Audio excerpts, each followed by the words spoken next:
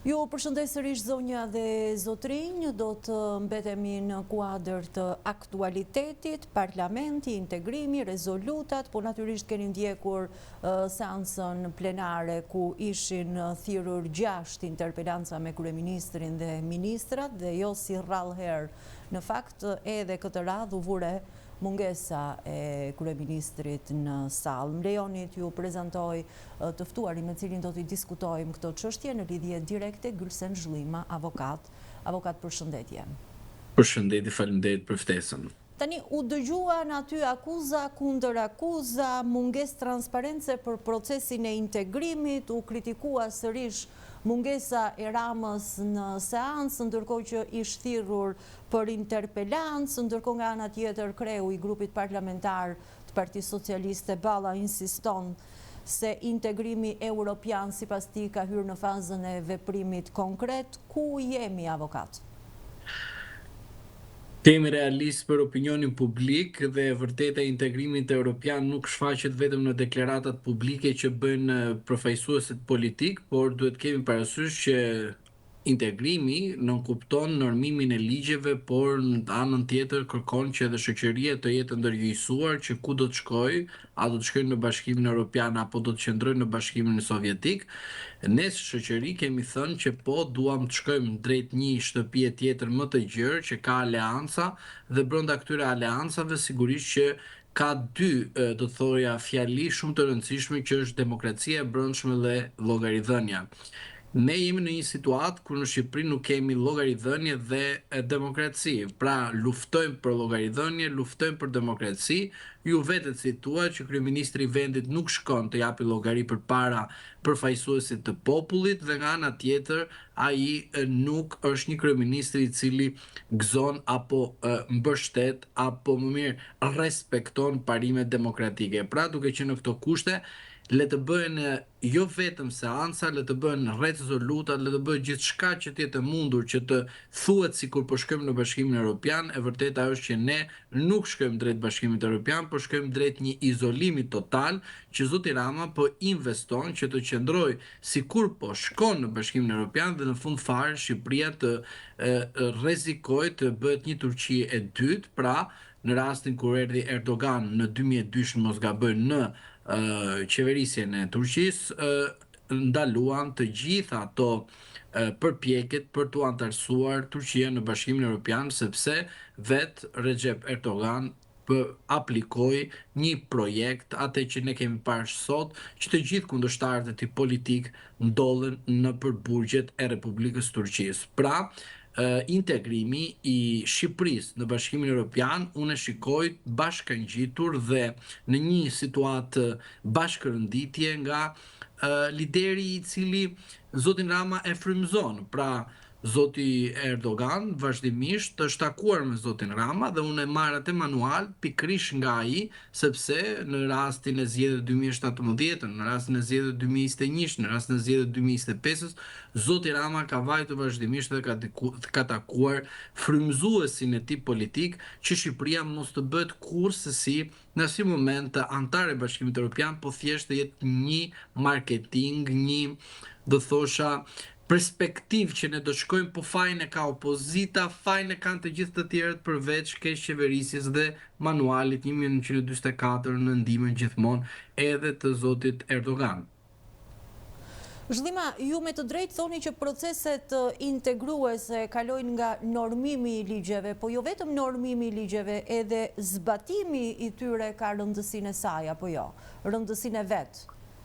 Patjetër, ne i normojmë ligjet sipas standardeve të Bashkimit Evropian, po kur vjen puna për t'i zbatuar, ja ku është rasti konkret, nuk ka ndodhur më parë asnjëherë thuajse që interpelancat të refuzohen, duke qenë edhe një detyrim kushtetues për secilin thirret nga ligjvënësi, republik parlamentare pra, apo jo? Zoti Rama përpiqet që të bëjë republikë presidenciale duke kopjuar zotin Erdogan, por gjithsesi është muhabet tjetër kjo, por ne duhet kemi parasysh diçka, normimi i ligjit bëhet në parlament, por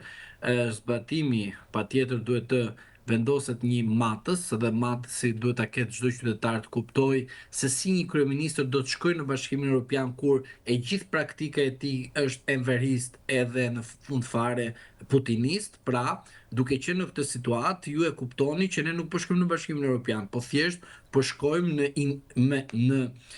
inteligjencën tonë drejt Bashkimit Evropian, por të sofistikuar në inteligjencën e zotit Rama. Pra, inteligjenca jonë si qytetar ndalon aty kur fillon inteligjenca e zotit Rama për të na treguar se si do aplikojë ai integrimin e Shqipërisë në Bashkimin Evropian, ku ndërkohë e gjithë bota pret 2030-ën si një shpëtim momental për shkak të problemeve që kanë ardhur nga 2020 deri më sot, siç është lufta e Covidit, siç është lufta e Ukrainës, siç është lufta e Iranit. Pra, mos harrojmë se kemi edhe 4 vite në të ardhmet që të shkojmë në 2030-ën, të kuptojmë që ky 10 vjeçar ka qenë një 10 vjeçar ku ka tronditur themelet e politikës dhe ekonomisë, dhe në fund fare jemi drejt një situate që të gjithë shtetet duhet të marrin përgjegjësi konkrete dhe në rastin që ne themi për Bashkimin Evropian, duhet keni parasysh që normimi i një ligji në Bashkimin Evropian nuk nënkupton që ne të heqim dorë nga sovraniteti i Republikës së Shqipërisë, nënkupton që ne do ta sjellim kuadrin ton legislativ të përmirësuar nga të drejtat e Bashkimit Evropian, po kjo nuk tregon direktiva që ju do të hiqni dorë nga sovraniteti juaj apo do të hiqni dorë nga ajo çfarë ligjvënësi kombëtar do të vendos normat e brendshme. Pra ne në Bashkimin Evropian shkojmë për të rënditur disa të drejta, po edhe disa detyrime në të njëjtën kohë, por kjo nuk e çvesh Republikën e Shqipërisë nga të drejtat kushtetuese që janë normuar nga 1998 e në vazhdim me perspektivën për në Bashkimin Evropian si një ndër shpresat që duhet ishte realizuar brenda 2020-s, të jem realist, pra nga 1991 deri në 2020-s, por ne vazhdimisht do të jemi në një situatë që ti mund të normosh ligje, po ato ligje nuk kanë fare efekt në rast se ti abuzon me llogaridhënien, transparencën dhe demokracisë së vendit. Qartë, dhe kur vjen puna pastaj tek llogaridhënia dhe transparenca, unë do doja të ndaleshim pak zhllima, meqense e jeni edhe i profesionit avokat, tek grup kapitulli që i takon gjyqësorit, ku shpeshherë i kemi dëgjuar edhe kohët e fundit zëra të rëndësishëm të institucioneve të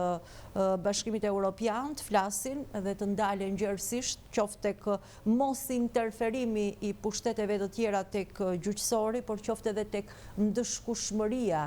e zyrtarëve të lartë. Tani 7 vjet pas kësaj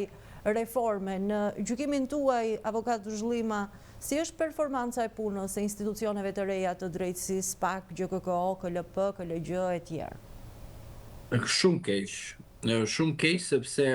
në rast se ne marrim një referencë antarët e Këshillit të Lartë të Prokurorisë, ata pothuajse në intervistën që bërën për kandidatët për drejtues të SPAK, ishin pyetje tepër, do thoja, naive, apo do thoja diçka tjetër përlej se nuk është momenti, që me mua më treguan që këto forume ose këto institucione janë në një nivel jo profesional. Duhet kemi parasysh që KLG është një institucion që qeverisë, do të thosha, pushtetin gjyqësor, dhe aty pam shumë mirë faktin që ata nuk u interesuan as për kolegët e tyre, patëm një rast që nuk besoj të kemi pasur si Republikë vrasjen e një gjyqtari në krye të detyrës edhe në sallën e gjyqit. Tek ajo vrasje u tregua qartësi që pushteti gjyqësor nëpërmjet përfaqësuesve të tij është i paaft për të ardhur në ndihmë jo vetëm trupës gjykuese, por edhe administratës gjyqësore, aty kur kemi të bëjmë edhe me ata që ne flasim, ndihmësit të gjyqtarëve që janë sekretarie dhe të tjerë, të cilët duhet edhe ata të kenë jo vetëm gjyqtarët për privilegje, por edhe ata, sepse edhe ata punojnë dhe bashkë rendojnë punën e tyre me gjykatësit. Pastaj, për sa i përket statistikave, duhet të keni parasysh diçka dhe duhet të jemi realist me opinionin publik. Në rast se ju doni statistika për të kënaqur ndërkombëtar që do të futen në Bashkimin Evropian, po më futet 10-5-20 ministra në burg, kjo është statistik. Pra, të lutem më fut të 10 veta në burg, sepse unë duhet të justifikoj që ju po luftoni korrupsionin. Korrupsioni nuk luftohet, apo krimi organizuar, thjesht që të çoj në Bruksel të dhëna dhe aty ata do më japin mua miratimin për sa i përket antarësimit në Bashkimin Evropian. Antarësimi në Bashkimin Evropian, për mendimin tim, do të jetë një situatë pas 2030-s ku Shqipëria duhet të plotësoj gjërat themelore të drejtësisë. Çfarë do të thotë? Infrastrukturë në institucionet drejtësisë, gjykatat të kenë godina, qytetarët të kenë mundësi akses në drejtësi, në tarifat të jenë të ulura totalisht dhe qytetarët në fund fare të marrin një drejtësi brenda një 5 vjeçari duke përfshirë gjykatën shkallës parë, të apelit, gjykatën e lartë, gjykatën kushtetuese. Në rastin konkret, reforma e padrejtësisë e shumë pritur nga shumë qytetarë tregoi që jo vetëm që nuk ju dha ajo që duhet drejtësisë, pra çfarë dhënien e drejtësisë brenda një afati më të arsyeshëm, pam sot që ne shikojmë që në çdo raport vendoset privilegj i madh ndaj spakut, ndërsa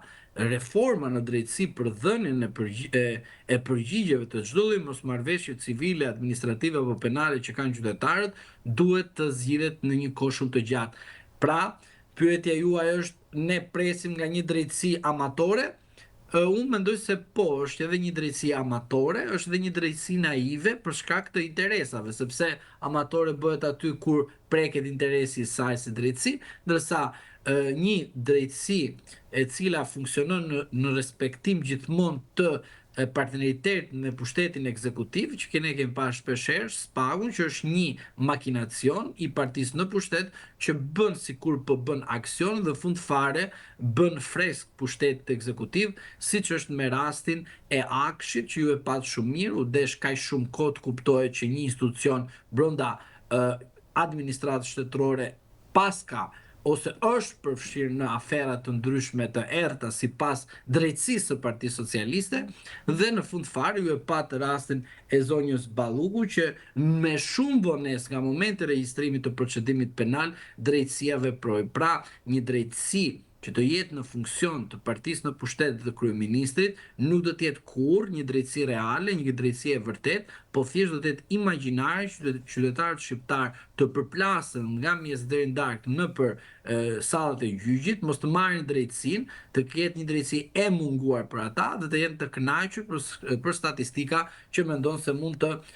i përfaqësoj komisionerja zonja Kos, e cila mendon sikur do të jetë edhe pas 2029-s në të krye të komisionit, por duhet të komisionit për zgjerimin, por duhet keni parasysh se Bashkimi Evropian është një institucion momentalisht që nuk ka sovranitet, por ka thjesht kuadrin politik të Këshillit Politik që vendos edhe sikur të kesh një drejtësi prefekte, ty të mungon demokracia dhe në mungesë të demokracisë sigurisht që asnjë nga vendet anëtare nuk do të presin as Shqipërinë, as Partinë Socialiste, as qytetarët shqiptar në Bashkimin Evropian, ku ndërkohë Bashkimin Evropian ju e shikoni mirë që e përfaqëson shtete të ndryshme, që asnjëherë prej tyre sot në politikën e brendshme dhe në rast se ju merrni dhe hapni televizion të vendeve të ndryshme nuk ka dyshim për rezultatin zgjedhor. Imagjinoni ju në 2030 ne kur nuk kemi një sistem zgjedhor të ndershëm apo të drejtë të barabartë, të mendoni që ne në 2032 shkojmë në Bashkimin Evropian dhe në Shqipëri të flasim akoma për shitblerje votash, për mungesë transparence në rastin e proceseve zgjedhore, ne do të flasim përsëri për krimin organizuar i përfshirë në politikë. Pra, këto gjëra në vendet e Bashkimit Evropian dhe në politikat perëndimore sigurisht kanë ikur me kohë dhe nuk ekzistojnë. Mund të ekzistojë një statistikë e vogël, por nuk ka asnjë vlerë për shkak se politika europiane është ndryshe nga politika e cila mendon se Partia Socialiste mund të sjellë Shqipërisë. Tani, jo për statistik, po për ta sjellë në vëmendje si një moment shumë të rëndësishëm, atë çfarë thoshte Këshilli i Evropës para disa kohësh, që jemi të fundit në Europë sa i takon gjyqësorit. Zhllima, do ndalesha sërish te proceset integruese të vendit, se edhe sot gjatë seancës kemi dëgjuar opozitën të artikuloj për mungesë transparence në lidhje me procesin e integrimit, gjithashtu kanë akuzuar më herët për censur ndaj raporteve të rëndësishme të Parlamentit Evropian. Një koment në lidhje me opozitën do doja tani. Mjafton vetëm kaq? Me aq sa kam ndjekur sot Kuvendin e Republikës Shqipërisë dhe përfaqësuesit e qeverisë dhe opozitës, kuptova se inshallah mos të kem gabuar, që kemi të bëjmë me një pakt bashkëpunimi, të bashkërëndimit për sa i përket Bashkimit Evropian, dhe mendoj se çdo rezolutë apo çdo veprim që mund të ndodhë në të ardhmen, sigurisht do të jetë një marrëveshje politike midis palëve politike, që në marrëveshje sigurisht do të ketë lëshime, por edhe shtrëngime, por në fund fare të dy partitë kryesore po përpiqen që të jenë ata të cilët do të kenë në agjendën e tyre politike integrimin e Shqipërisë në Bashkimin Evropian, por integrimi me kushte të cilat sigurisht do kalojnë përmes Kuvendit, por në fund fare duhet kemi parasysh edhe diçka shumë konkrete, që në fund fare faturën duhet ta paguajmë të gjithë së bashku në rast se duam të shkojmë në Bashkimin Evropian, po me një parakush kryesor që është